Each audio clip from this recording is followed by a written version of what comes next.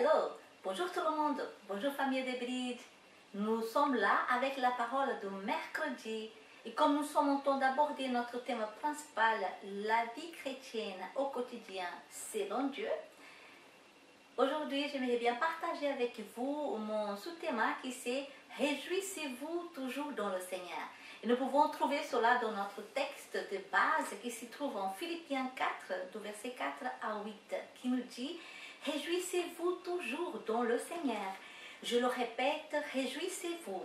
Que votre douceur soit connue de tous les hommes. Le Seigneur est proche. Ne vous inquiétez de rien, mais en toutes choses, par la prière et la supplication, avec des actions de grâce, faites connaître à Dieu vos demandes. Et la paix de Dieu, qui surpasse toute intelligence, gardera vos cœurs et vos pensées en Christ Jésus. Au reste, frères, que tout ce qui est vrai, tout ce qui est honorable, tout ce qui est juste, tout ce qui est pur, tout ce qui est aimable, tout ce qui mérite l'approbation, ce qui est vertueux et digne de louange, soit l'objet de vos pensées. Amen. Réjouissez-vous, telle était la formule des salutations chez les Grecs. Et l'apôtre Paul, il a ajouté, en ajoutant dans le Seigneur, et il donne un nouveau sens à cette salutation. Réjouissez-vous toujours dans le Seigneur.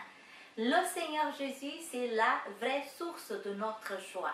Nous pouvons toujours nous réjouir en lui parce que c'est lui qui a tout donné. Il a tout accompli sur la croix. C'est lui qui est venu nous donner la vie en abondance. Amen. Mais comment le fidèle, il peut continuer toujours joyeux, dans la joie, dans ce monde, entouré de tribulations, des afflictions, des inquiétudes, comment il peut vraiment se réjouir? Alors, l'apôtre Paul est en train de nous dire, réjouissez-vous. C'est à nous de nous réjouir. C'est à nous de nous rappeler tout ce que le Seigneur a déjà accompli sur la croix. Tout ce que le Seigneur nous a déjà donné. Nous avons l'Esprit de Dieu en nous. Nous sommes là des morts de Saint-Esprit. Amen. Le Seigneur Jésus, il est venu pour nous donner la vie en abondance. Il a pardonné nos péchés. Il a écrit notre nom dans le livre de vie.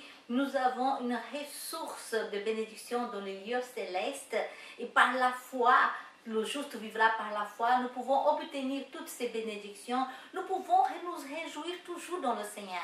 Il est toujours présent dans notre vie. La joie du Seigneur est notre force. C'est à nous de nous réjouir dans le Seigneur. Et Paul, il répète, réjouissez-vous, soyez toujours dans la joie. Amen. C'est la pratique, nous devons le pratiquer, nous devons avoir la conscience que c'est à nous de le faire parce que le Seigneur a tout donné. Il nous a déjà donné toute la ressource que nous avons besoin pour rester joyeux. Alléluia. Le verset 5 nous dit que votre douceur soit connue de tous les hommes, le Seigneur est proche. La pensée que le Seigneur est proche, que bientôt il va apparaître, inspire les chrétiens à vivre dans la pratique de cette douceur que l'apôtre Paul est en train de nous recommander à l'égard de tous les hommes. La douceur fait partie du fruit de l'esprit et nous devons la pratiquer à l'égard de tous les hommes et même envers ceux qui nous haïssent ou nous persécutent. La Bible nous enseigne que nous devons prier pour nos ennemis, nous devons aimer nos ennemis, nous devons bénir, pas maudire, mais bénir ceux qui nous persécutent. Et l'apôtre Paul nous recommande que nous devons avoir la douceur, même envers ceux qui nous font de mal. C'est ça que la Bible nous dit de le faire. C'est possible, oui, parce que la douceur, c'est le fruit de l'esprit qui est en nous. C'est à nous de le développer à travers la pratique quotidienne. Amen. Alors, le verset 6, ne vous inquiétez de rien, mais en toutes choses, par la prière et la supplication, avec des actions de grâce, faites connaître à Dieu vos demandes. Il serait impossible de vivre une vie sans inquiétude inquiétude, sans s'inquiéter de rien, et de rester toujours dans la joie, si l'Évangile n'offrait constamment les moyens et les provisions pour nos besoins. Amen. L'Évangile, la parole de Dieu, la bonne nouvelle, elle a tout ce que nous avons besoin pour pouvoir nous réjouir et ne pas s'inquiéter. Matthieu 6 nous dit, Matthieu 6, le verset 25 et 33 nous dit, c'est pourquoi je vous dis, ne vous inquiétez pas pour votre vie, de ce que vous mangerez, ni pour votre corps, de quoi vous serez vêtus. La vie n'est-elle pas plus que la nourriture, et le corps plus que le vêtement? Mais cherchez premièrement le royaume de Dieu et sa justice, et tout cela vous sera donné par-dessus, par la foi. Il y a une grande provision. C'est à cause de notre vie, c'est à cause de nos vies, c'est à cause de moi, de toi, que Jésus a donné sa vie, qu'il est descendu du ciel, qu'il a souffert, qu'il a vaincu le péché, la mort, pour nous sauver, pour nous donner la vie en abondance et avec joie. Et nous devons toujours nous réjouir dans le Seigneur. Amen. Alléluia. Mais pourquoi nous faisons l'action de grâce? Pourquoi nous devons faire l'action de grâce? Quand nous sommes dans l'affliction, dans la tristesse, pourquoi nous devons faire l'action de grâce au milieu de la crainte, de la peur? Parce que les chrétiens, parce que le fidèle, il a plus de motifs de remercier à Dieu, plus de motifs de reconnaissance envers Dieu pour les grâces qu'il a reçues, amen, que de tristesse et des afflictions qu'il est en train de traverser parmi les épreuves. Amen. Alors, si nous allons nous rappeler, nous pouvons vraiment nommer beaucoup de bénédictions que Dieu déverse sur nos vies quotidiennement. Et parfois, on ne voit même pas. Parfois, on ne réalise même pas. Nous devons vraiment être sensibles à tout ce que Dieu entend de faire. Dieu nous bénit toujours. Dieu travaille pour le bien de ceux qui l'aiment, de ceux qui espèrent en lui. Aucun bien ne manque à ceux qui aiment le Seigneur.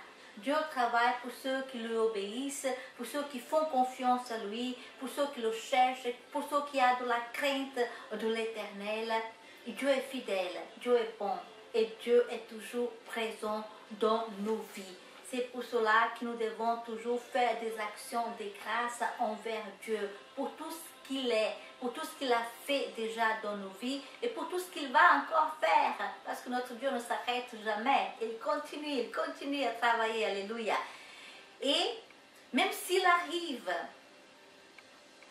un chrétien ou quelqu'un fidèle de ne pas pouvoir prier avec confiance, l'action de grâce vers Dieu, qui monte vers Dieu, si elle est faite d'un cœur sincère, vraiment sincère envers Dieu, cela lui ouvrira la source de la prière.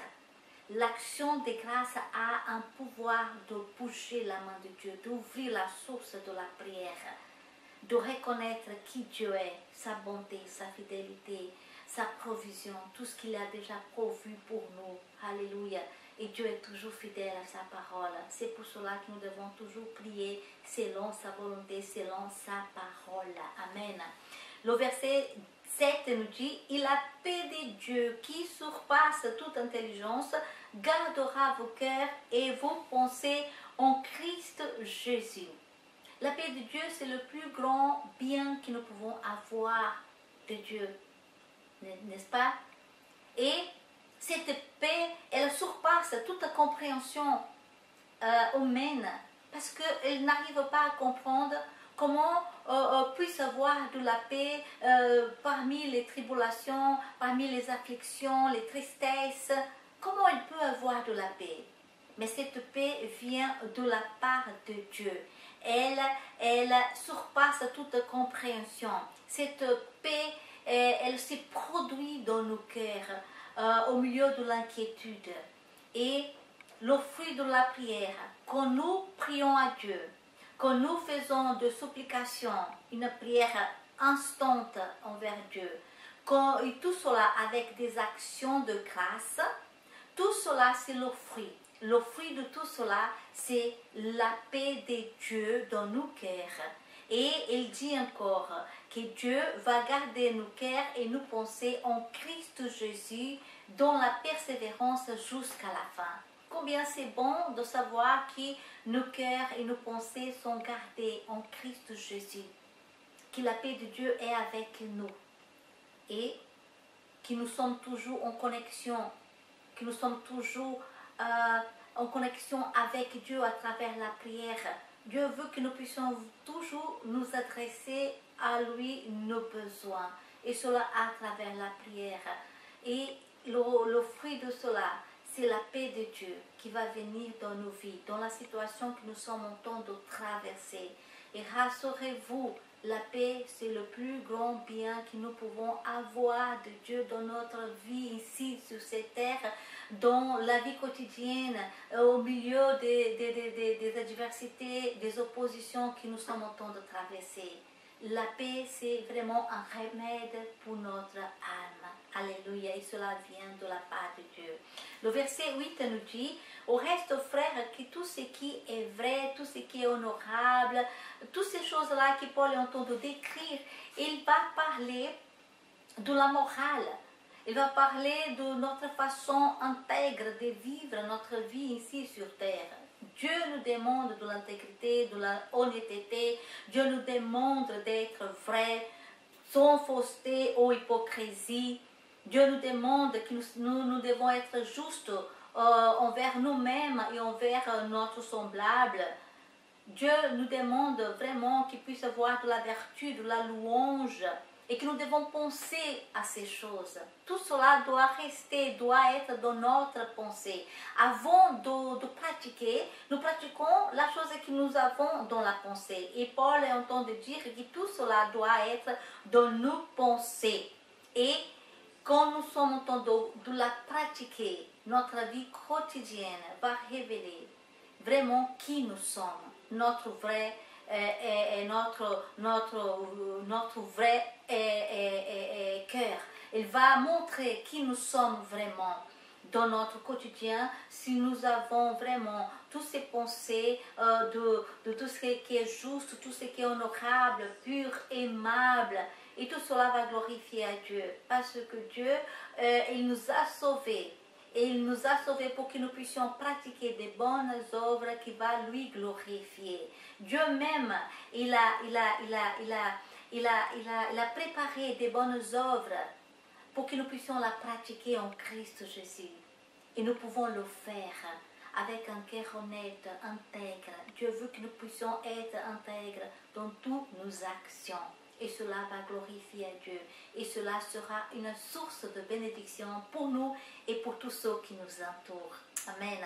Seigneur, nous te remercions, Papa, pour ta parole qui nous enseigne, Seigneur, comment nous devons vivre dans ce monde, d'une façon qui va te glorifier, d'une façon qui va être une bénédiction, pas seulement pour nous, pour nos familles, mais pour tous ceux qui nous entourent, Seigneur. Aide-nous, Seigneur, à mettre en pratique la douceur. Mais aide-nous, Seigneur, à être intègres dans toutes nos actions, Seigneur. Aide-nous, Seigneur, à être des hommes et des femmes de prière, de supplication, des actions de grâce, Seigneur. Aide-nous à être toujours dans la joie. Aide-nous, Seigneur, toujours, Seigneur, à obéir à ta parole. Que nous puissions toujours nous réjouir parce que Jésus a tout donné. Jésus a déjà tout accompli sur la croix. Merci, Seigneur, pour ta bénédiction complète. Merci, Seigneur, pour tout ce que tu nous as donné en Jésus-Christ. Alléluia. Ainsi nous prions au nom de Jésus. Amen. Amen. Comme c'est bon de savoir que Dieu a tout pourvu pour nous. Il nous a pourvu la paix, la joie. Et il nous a pourvu toutes les ressources que nous avons besoin dans ce monde. On n'est pas seul. Mais Dieu nous demande que nous puissions vivre une vie de prière, nous réjouir toujours, vivre une vie d'intégrité. Amen. Une vie de confiance dans le Seigneur. Amen. C'est cela que Dieu espère de nous et que nos œuvres puissent toujours glorifier le nom du Seigneur. Amen. Alors nous vous attendons pour la prochaine fois et que Dieu continue à vous bénir encore davantage. À très bientôt. Bye bye.